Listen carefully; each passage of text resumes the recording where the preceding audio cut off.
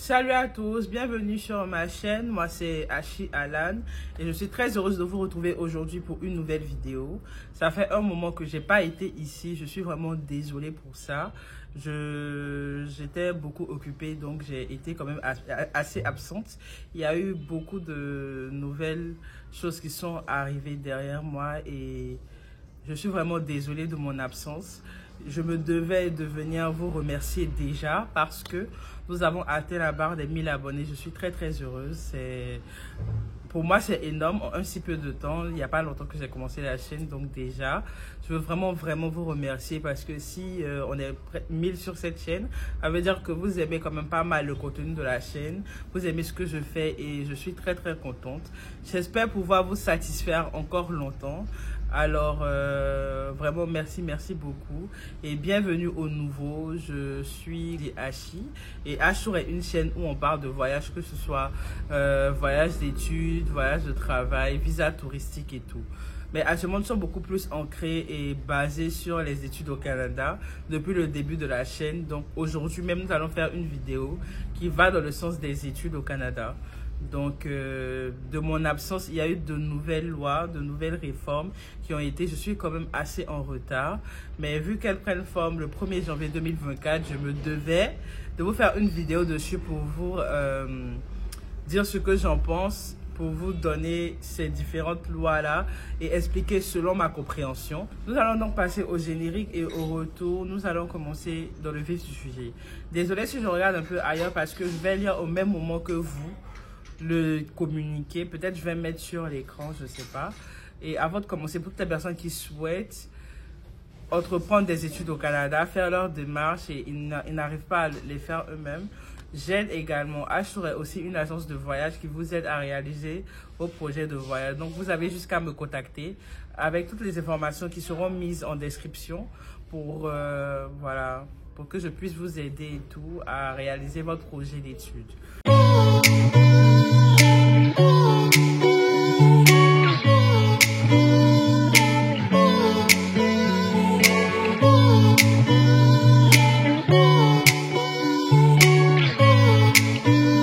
Alors, nous sommes de retour, donc encore bienvenue aux nouveaux et aux anciens. Nous allons directement parler du communiqué de presse. Alors, comme j'ai dit, peut-être je vais mettre sur l'écran à droite ou à gauche, mais je lis en même temps que vous. Donc, le communiqué de presse a été fait le 7 décembre 2023 à Ottawa par Mac Miller, le ministre de l'Immigration, des Réfugiés et de la Citoyenneté. Donc, ce que je vais lire maintenant a été fait le 7 décembre 2023 par Mark Miller qui prendra acte le 1er janvier 2024. Et nous allons parler des exigences financières relatives au coût de la vie. Donc, qu'est-ce que Mac Miller a décidé pour l'année 2024? Donc, les exigences relatives au coût de la vie pour les demandeurs de permis d'études n'ont pas changé depuis le début des années 2000, établi à l'époque à 10 000 $ par demandeur. C'est-à-dire que de 2000 jusqu'à maintenant, il fallait 10 000 $ par chaque demandeur. C'est-à-dire qu'une personne qui veut faire sa demande d'immigration, la personne devait avoir comme frais de subsistance 10 000 $. En plus des frais de scolarité, ses frais de voyage, voilà. Mais maintenant, tout a changé. Donc, je continue. Ainsi, les exigences financières n'ont pas suivi le rythme des coûts de la vie au fil du temps. Ce qui fait que les étudiants arrivent au Canada, apprennent qu'ils n'ont pas de fonds suffisants. Donc, ils ont remarqué que avec les 10 000 $, plein d'étudiants sont au Canada et peut-être rétrogradent, changent de niveau d'études ou peut-être n'arrivent pas à aller à l'école parce qu'ils n'ont pas de fonds suffisants pour soit vivre et payer leurs cours et même avec les jobs étudiants.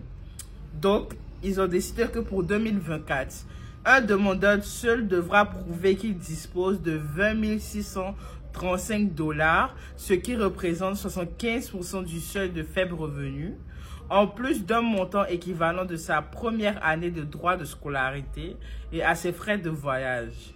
Ce changement s'appliquera aux nouvelles demandes de permis d'études reçues à partir du 1er janvier 2024. Donc, pour les personnes qui vont déposer leur demande à partir de janvier 2024, vous devez avoir 20 635 $ de frais de subsistance minimum.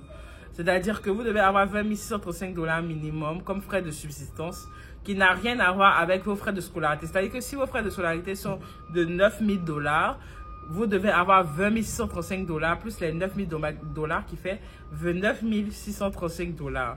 Pour pouvoir prouver que vous pourrez payer vos études, subvenir à vos besoins. Et en plus de ça, vos frais de voyage, c'est-à-dire que votre billet d'avion, si de votre pays, votre billet d'avion, peu importe le montant, vous devez avoir, ça fait 3 000 $, je ne sais pas, vous devez avoir ce montant-là en surplus.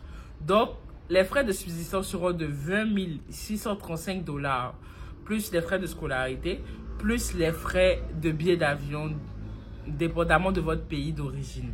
Donc, c'est un peu ça. Il faut que vous ayez maintenant, on va dire, un peu plus. Donc, 10 635 $ de plus que ce qui a toujours été fait pour pouvoir commencer des études au Canada, parce qu'ils ont remarqué que plein n'ont pas de moyens, et je pense que c'est vrai parce qu'il y a assez de personnes qui n'ont même pas d'argent pour même leur première session, qui s'entament à aller entreprendre des études au Canada. Pour ça, peut-être que c'est assez facile, ils vont faire des jobs étudiants et tout, alors que peut-être la réalité est tout autre, parce qu'il ne faut pas vraiment très idéaliser un pays sans y mettre pied. Vous devez très bien vous préparer.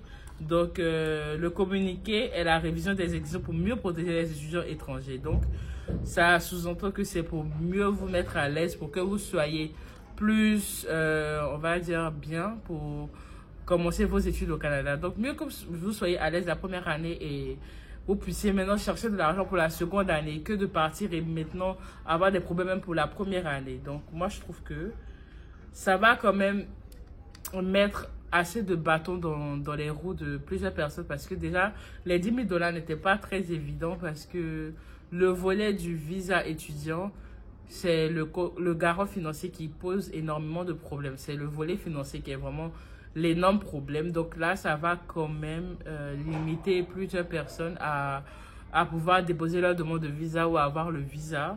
Mais malheureusement, c'est la nouvelle loi qui sera mise à partir du 1er janvier 2024. Voilà. Et comme j'ai parlé de limiter, on va voir que dans la suite, même c'est un peu leur but.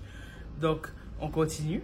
Concernant l'élaboration d'un nouveau cadre pour reconnaître les établissements d'enseignement qui fournissent des services et un soutien de qualité supérieure, y compris le logement aux étudiants étrangers, nous attendons les établissements d'enseignement qui n'acceptent que le nombre d'étudiants pour lesquels ils peuvent fournir un soutien adéquat, y compris les options de logement. Moi, je trouve que cette partie-là est la meilleure pour moi et qui aidera vraiment ceux qui pourront mener à bout leur projet d'études.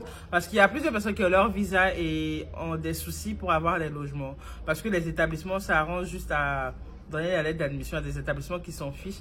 Il y en a certains qui demandent à savoir, même s'il n'y a pas de chambre universitaire, de chambre étudiante, ils vous aident même à trouver des colocataires et à avoir des maisons dans les environs. Et il y en a d'autres, ce n'est pas leur problème du tout. Ils laissent chaque étudiant à leur merci, alors que il y en a plein qui ne trouvent pas de logement. Et avec la pénurie de logements qu'il y a actuellement, c'est très bien de demander aux établissements d'accepter le nombre d'étudiants qu'ils peuvent supporter. C'est-à-dire que si un établissement vous accepte, il devra vous aider à trouver un logement. Moi, je trouve que c'est très bien. C'est-à-dire que s'il n'y a pas de logement dans les résidences, qui vous aide également à trouver des logements hors résidence. Mais en tout cas, qui vous aide à trouver le logement. Et moi, je trouve que c'est une très bonne nouvelle, parce que ça va faciliter beaucoup de choses. Parce que plusieurs personnes, après leur admission, après leur visa maintenant, rechercher le logement jusqu'à ce qu'il même peut-être arrive sur place et n'ait toujours pas de logement. Je trouve ça un peu dommage. Donc, je suis très pour cette réforme-là, pour ça. Donc, que chaque établissement puisse aider ses étudiants, qu'ils acceptent que les étudiants étrangers à avoir des logements. Ensuite, en accueillant les étudiants étrangers, nous avons la responsabilité de veiller que ceux-ci soient soutenus lorsqu'ils viennent dans notre pays. À l'approche de la session de septembre 2024, nous sommes prêts à prendre les mesures nécessaires, notamment en limitant les visas, pour garantir que les établissements d'enseignement désignés fournissent un soutien adéquat et suffisant aux étudiants dans le cadre de leur expérience universitaire. C'était un peu évident, parce que si les établissements doivent veiller à ce que chaque étudiant ait un logement, en tout cas trouve où se loger, Et nous savons tous qu'il y a une pénurie actuellement au Canada pour les logements. Ça veut considérablement dire que il y aura moins de visas pour les étrangers. C'est-à-dire que si peut-être avant, il y avait 10 000 visas destinés aux étrangers, peut-être ils vont limiter au nombre que eux seuls savent parce qu'ils n'ont pas parlé de pourcentage ou de nombre pour pouvoir permettre à chacun d'avoir un logement. Donc, je suppose que si peut-être un établissement n'a plus de logement dans ses résidences et dans ses alentours, c'est-à-dire que ils ont atteint le nombre de logements, peu importe, tous les établissements également, ils vont arrêter de donner des visas également. Parce que, bon, même si vous avez le visa, vous ne pourrez pas vous loger, vous ne pourrez pas travailler et tout. Donc, bon, c'est ce qui est un peu triste parce que vous pourriez avoir toutes les qualités, un bon garant financier et tout, et vous n'aurez pas le visa. Donc moi, je pense que pour ça, pour remédier à ça, vous devez très vite faire vos démarches d'immigration. C'est-à-dire que pour les personnes qui veulent partir en automne 2024, c'est dès maintenant que vous devez commencer, si vous n'avez pas commencé. Sinon, depuis même en septembre, octobre, novembre, vous deviez avoir commencé vos démarches en fait. Donc, pour toutes ces personnes qui ont besoin d'aide, comme j'ai dit, H-Tour est une agence également de voyage qui vous aide à réaliser vos projets d'immigration. Donc, vous avez jusqu'à me contacter sur Insta, par mail ou WhatsApp que je mettrai en barre de description pour pouvoir vous aider à réussir votre projet. Donc, on continue. La levée de la limite de 20 heures par semaine imposée aux étudiants étrangers autorisés à travailler hors campus pendant une session d'études sera prolongée jusqu'au 30 avril 2024. En conséquence, les étudiants étrangers qui se trouvent déjà au Canada ainsi que les demandeurs ayant déjà soumis une demande de permis d'études en date du 7 décembre 2023 pourront travailler hors campus plus de 20 heures par semaine jusqu'à cette date. Nous continuons d'examiner les options liées à cette politique à l'avenir, comme prolonger la limite des heures de travail hors campus des étudiants étrangers à 30 heures par semaine. C'est-à-dire qu'à partir du 7 décembre 2023, tous ceux qui ont déposé leur demande de permis d'études à partir du 7 décembre ou qui sont déjà au Canada, jusqu'au 30 avril 2024 pourront travailler plus de 20 heures par semaine. Ils n'ont pas dit exactement combien d'heures, mais on dit que vous pouvez travailler plus de 20 heures par semaine jusqu'au 30 avril 2024. Et ils disent qu'ils vont voir si à l'avenir ils peuvent augmenter plus de 10 heures par semaine. C'est-à-dire qu'à l'avenir, au lieu de laisser 20 heures par semaine, après le 30 avril 2024, ils verront s'ils peuvent augmenter à 30 heures par semaine, mais rien n'est encore sûr. Donc voilà. 2. La mesure autorisant les étudiants étrangers à inclure le temps passé à étudier en ligne dans la durée d'un futur permis de travail post-diplôme, à condition que ce temps représente moins de 50% de la durée du programme d'études, continuera de s'appliquer aux étudiants qui entament le programme d'études avant le 1er septembre 2024. Cette mesure ne s'appliquera plus aux étudiants qui entament un programme d'études à côté de cette date. Donc là, on parle un peu des cours en ligne. Donc pour les personnes qui entament leurs cours en ligne, moins de 50% de la durée du programme en tout cas, pourront continuer et ça sera pris en compte jusqu'au 1er septembre 2024. Mais à partir du 1er septembre 2024, tous ceux qui étudieront en ligne, c'est-à-dire que si vous avez à faire 2000 heures de cours, voilà, et vous faites peut-être 1000 heures en ligne, et il y a 1000 heures en présentiel, ils vont considérer que vos 1000 heures en présentiel pour vous donner un permis post-diplôme. Et les heures en cours en ligne ne seront plus prises en compte. Donc, ça va vous pénaliser parce qu'il faut minimum 1800 heures de cours. Donc, vous voyez que maintenant, il faut obligatoirement, à partir du 1er septembre 2024, prendre des cours en présentiel, en personne, et la totalité de vos cours même. Sinon, ça risque de vous créer des problèmes pour le permis post-diplôme. On va dire maintenant la troisième mesure. En réponse aux perturbations du marché du travail pendant la pandémie et à la reprise après cette dernière, une politique d'intérêt public temporaire avait été mise en œuvre à 3 reprises pour accorder un permis de travail supplémentaire de 18 mois aux titulaires d'un permis de travail post-diplôme au moment où leur permis de travail initial arrivait à expiration. Les ressortissants étrangers titulaires d'un permis de travail post-diplôme expirant d'ici le 31 décembre 2023 sont admissibles à présenter une demande. Toutefois, cette politique temporaire ne sera plus prolongée. À partir encore du 1er janvier 2024, vous aurez le permis post-diplôme, c'est-à-dire si on vous donne 3 ans de permis post-diplôme parce que vous avez fait 3 ans d'études, vous aurez toujours les 3 ans de permis post-diplôme, mais ces 3 ans ne seront plus prolongés. C'est-à-dire qu'on ne va plus ajouter les 18 mois de plus dessus. Donc, si pendant le permis post-diplôme que vous avez eu, vous n'avez pas eu la chance d'avoir un contrat pour avoir la résidence permanente, bah, ça sera fini pour vous en fait. Vous serez obligé peut-être de quitter le Canada, je ne sais pas. Mais peut-être je peux me tromper là parce que je ne comprends pas très bien, je ne cerne pas trop. Mais de ce que je comprends en tout cas, d'ici le 1er janvier 2024, vous n'aurez plus la capacité de prolonger le permis post-diplôme. Donc, le permis initial post-diplôme qu'on vous donnera, c'est avec ce permis-là que vous serez obligé d'avoir un contrat de travail pour pouvoir demander la résidence permanente. Sinon, ça sera mort en fait. Donc, c'est tout pour ce communiqué de presse du 7 décembre 2023 fait par Mac Miller, le ministre de l'Immigration, des Réfugiés et de la Citoyenneté. Donc, j'espère que la vidéo vous a été utile, que vous aurez compris un peu ce qu'il a voulu dire et que vous prendrez en compte. Bon, vous êtes obligé de prendre un peu en compte avant de faire vos démarches d'immigration et tout.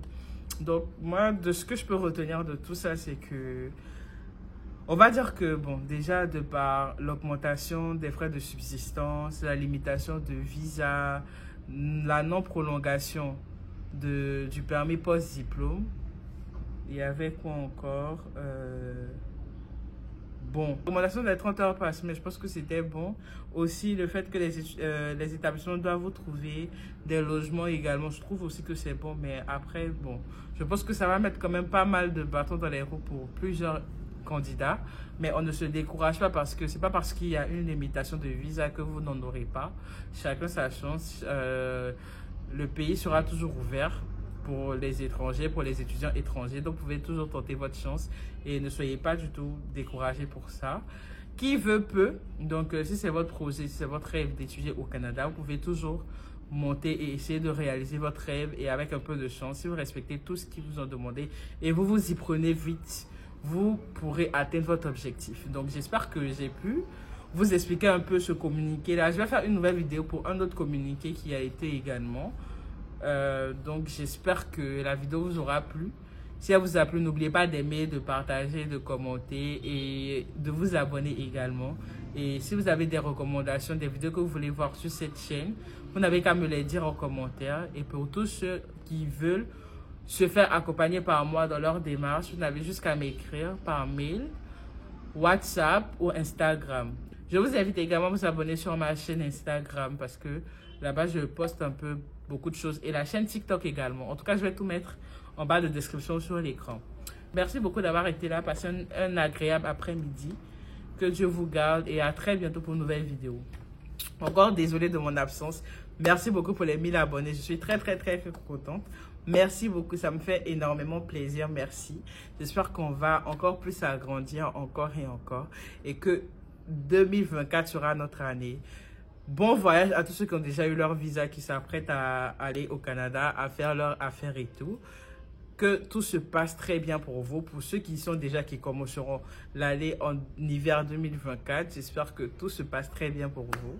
Et voilà, c'est déjà la fin de l'année 2023. J'espère que tout le monde a eu une très belle année. Moi, je ne peux que vous souhaiter le meilleur. Donc, amusez-vous bien, profitez de cette année et que 2024 soit meilleur pour tous ceux qui envisagent entreprendre des études au Canada. Donc, merci beaucoup. Bonne soirée.